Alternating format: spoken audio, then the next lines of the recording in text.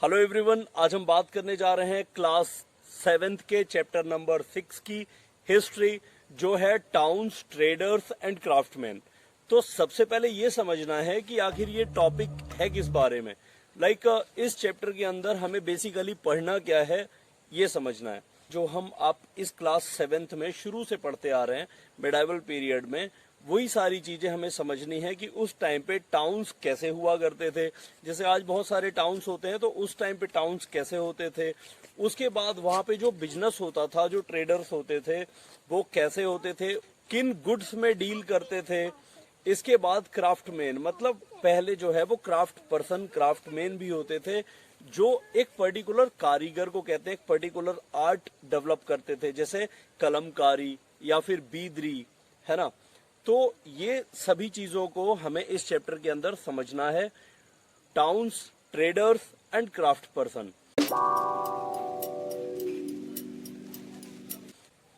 अब हम बात करते हैं टेम्पल टाउन्स की। टेम्पल टाउन मतलब ऐसे टाउन्स जो टेम्पल्स की वजह से डेवलप हुए। जैसे आप बहुत दूर मत जाओ, बनारस की बात करो। बनारस में काशी विश्वनाथ टेम्पल जो बहुत फेमस है अपने आप में। इसके अलावा हम बात कर सकते हैं मथुरा की। मथुरा क्या है, वो भी एक टेम्पल टाउन है, टेम्पल की वजह से डेवलप हुआ है ना, तो वो टेम्पल टाउन हुआ। इससे पहले हमने बात की थी कोर्ट टाउन्स की। तो कोर्ट टाउन जहाँ पे एडमिनिस्ट्रेशन होता है, जहां पर राजा अपना दरबार रखता था, जैसे आगरा था, है ना। तो आगरा क्या हुआ, एडमिनिस्ट्रेटिव टाउन या कोर्ट टाउन। आगरा को आप एडमिनिस्ट्रेटिव टाउन भी कह सकते हो, साथ ही आप आगरा को कोर्ट टाउन भी कह सकते हो। लेकिन ये जो टेम्पल टाउन है, इनका क्या फीचर है, ये टेम्पल टाउन है जो टेम्पल्स की वजह से डेवलप हुए। अब देखते हैं कि जो चोला एम्पायर था, चोला किंगडम के टाइम में भी बहुत अच्छे टेम्पल्स डेवलप हुए। और उसी जो चोला एम्पायर ने, जो ये आप ब्यूटीफुल टेम्पल्स देख रहे हो, इन्हीं टेम्पल्स के आसपास एक पूरी सिटी थंजौर, जिसको बोलते हैं थंजौर, ये सिटी डेवलप हुई। तो ये जो टेम्पल्स होते थे, ये बेसिकली डोनेशंस या ग्रांट्स देते थे, उनसे डेवलप होते थे। अब तिरुपति टेम्पल की वजह से पूरा तिरुपति टाउन टाउन डेवलप हो गया। ये सोमनाथ टेम्पल है, इसके आसपास सोमनाथ टाउन डेवलप हुआ। ऐसे ही कांचीपुरम टाउन डेवलप हुआ टेम्पल्स की वजह से। और मदुरई टाउन डेवलप हुआ, वो भी टेम्पल टाउन है।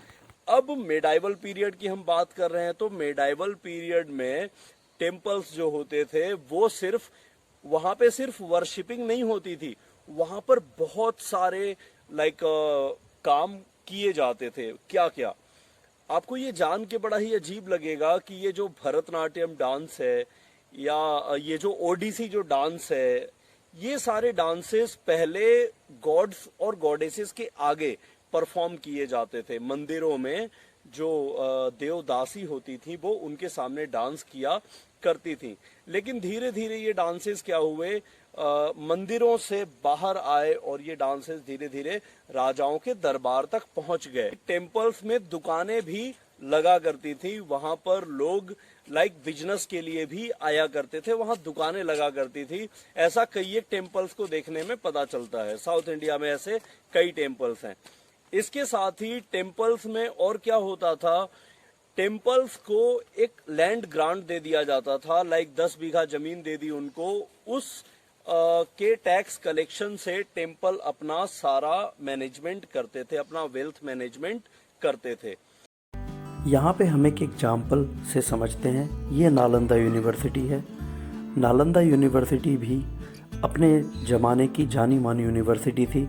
भारत से ही नहीं, पूरे वर्ल्ड से लोग यहाँ पर जो है शिक्षा ग्रहण करने आते थे, एजुकेशन प्राप्त करने आते थे। तो इसको भी लैंड ग्रांट्स मिले हुए थे, और जो भी पैसा, जो भी टैक्स कलेक्शन होता था, इसके जो लैंड थे, जो ज़मीनें इसको दान में दी हुई थी, उसको देवदान भी कहते थे।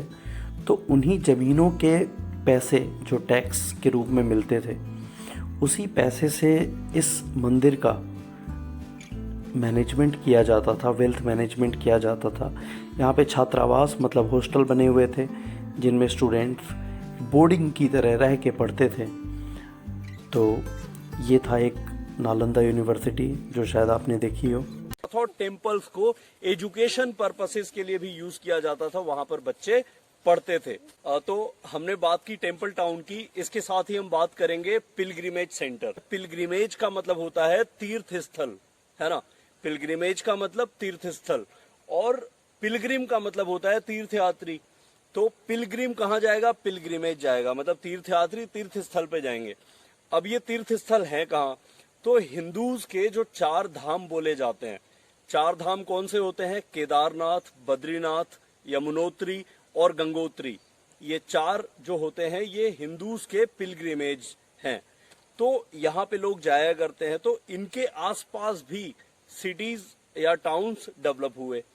इसके साथ ही मुस्लिम्स के लिए, जैसे आप बात करो हजरत निजामुद्दीन औलिया जो दिल्ली में है ना, उनके नाम से ही है एरिया निजामुद्दीन, और निजामुद्दीन का स्टेशन भी उन्हीं के नाम से, हजरत निजामुद्दीन जो रेलवे स्टेशन है।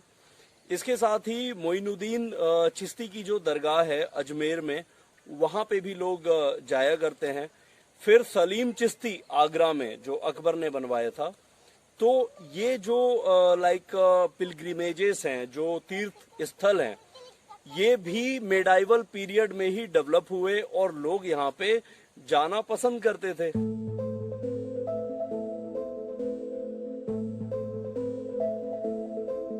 अब बात कर लेते हैं पोर्ट्स और ट्रेडिंग टाउन। पोर्ट तो आपको पता ही है, बंदरगाह, जहां पर जहाज जो पानी के होते हैं, उड़ने वाले नहीं, जहां पे पानी के जहाज होते हैं जो लैंड करते हैं आके, उनको कहते हैं पोर्ट।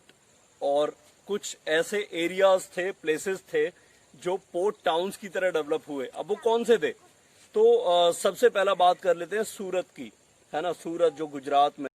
सूरत मिडाइवल पीरियड में ही बनाई गई थी और ये मुग़ल एम्पायर का एक बहुत इम्पॉर्टेंट पोर्ट था। मतलब मुग़ल जो बिजनेस करते थे अफ्रीका से या सऊदी अरबिया, जो अरबियन कंट्रीज से, सब कुछ यहीं पे मंगाते थे। ये आप देख सकते हो मुग़ल सराय, ये वहाँ पे भी एक बना हुआ है, मतलब सूरत में बना हुआ है। ये एक बिल्डिंग है जो मुग़ल्स ने बनवाई थी।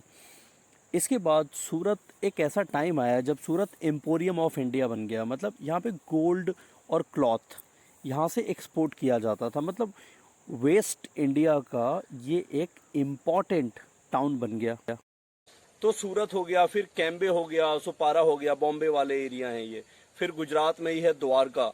तो ब्रिटिश के टाइम में, क्योंकि ब्रिटिश मेडाइवल पीरियड में ही इंडिया में आए थे, तो ब्रिटिश के टाइम पे भी ये पोर्ट टाउन्स का बहुत ही अच्छा डेवलपमेंट हुआ।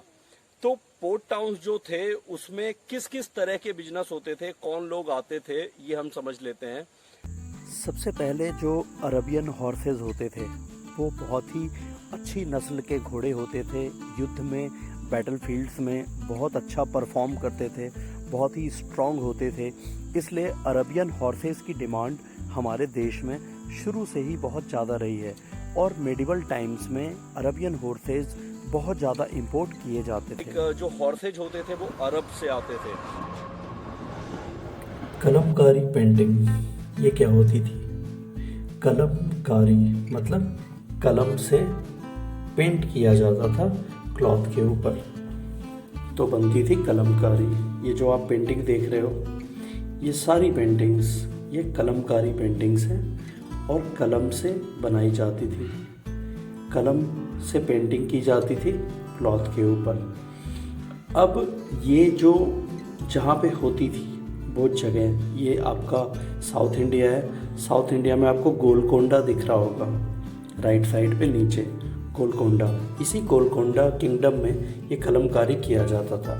और यह है मछलीपट्टनम, जिसको मसूलीपट्टनम के नाम से भी जाना जाता है। अब ये जो मसूलीपट्टनम या मछलीपट्टनम था, यहीं से कलमकारी पेंटिंग को एक्सपोर्ट किया जाता था।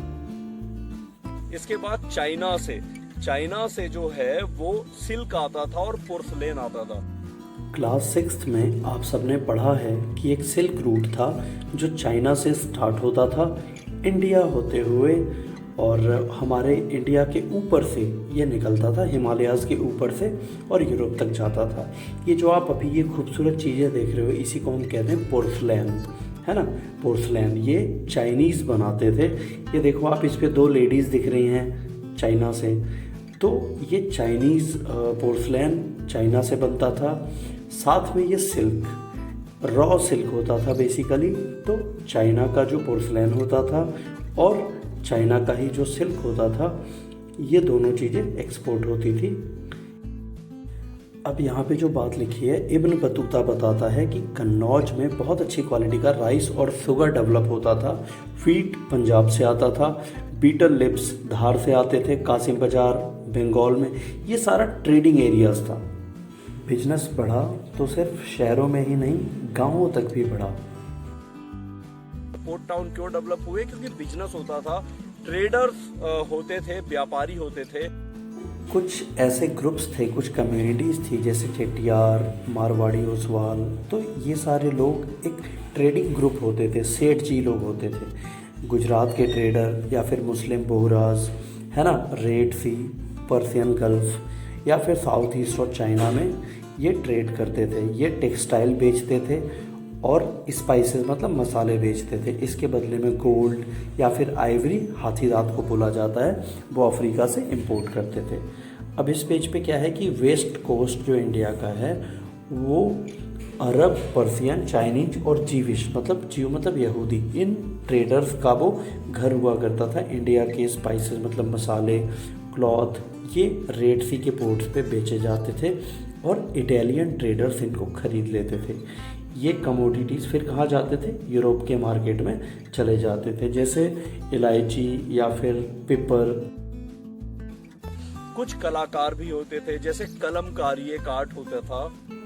आपके सामने जो एक ये वेसल दिख रहा है, ये वास है जिसमें फ्लावर रखे जाते हैं, तो ये बीदरी आर्ट है। बिदर में बनता था, बिदर में डेवलप होता था, इसलिए बिदर के नाम से बीदरी पड़ गया।